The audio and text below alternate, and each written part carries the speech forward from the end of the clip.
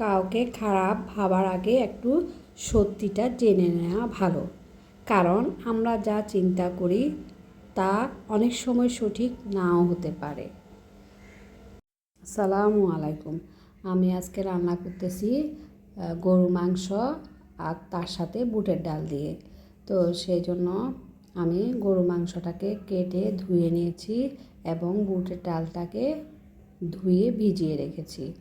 প্রথমে আমি একটা পাতিলে পেঁয়াজ, আদা বাটা, রসুন বাটা, তেজপাতা, দারচিনি, এলাচ, হলুদ, মরিচ, মশলার গুঁড়ি সব কিছু দিয়ে মাংসটাকে ঢেলে দিব। তাতে মাংসটাকে ভালোভাবে কষিয়ে এবং অনেকক্ষণ সিদ্ধ করার পরে আমি বুটের ডালটা দিয়ে দিব এতে।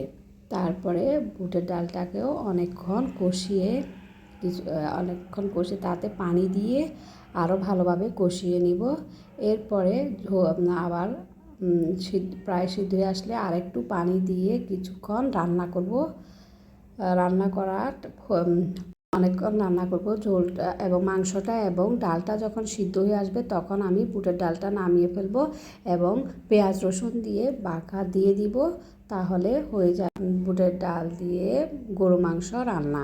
এইভাবে রান্না করতে অনেক সময় লাউ যদি থাকে লাউটাকে বড় বড় পিস করে এটার সাথে যদি দিয়ে দেন তাহলে আরও অনেক মজা হয়। আমার আজকে বাসায় লাউ ছিল না, আমি সেজন্য দিতে পারিনি।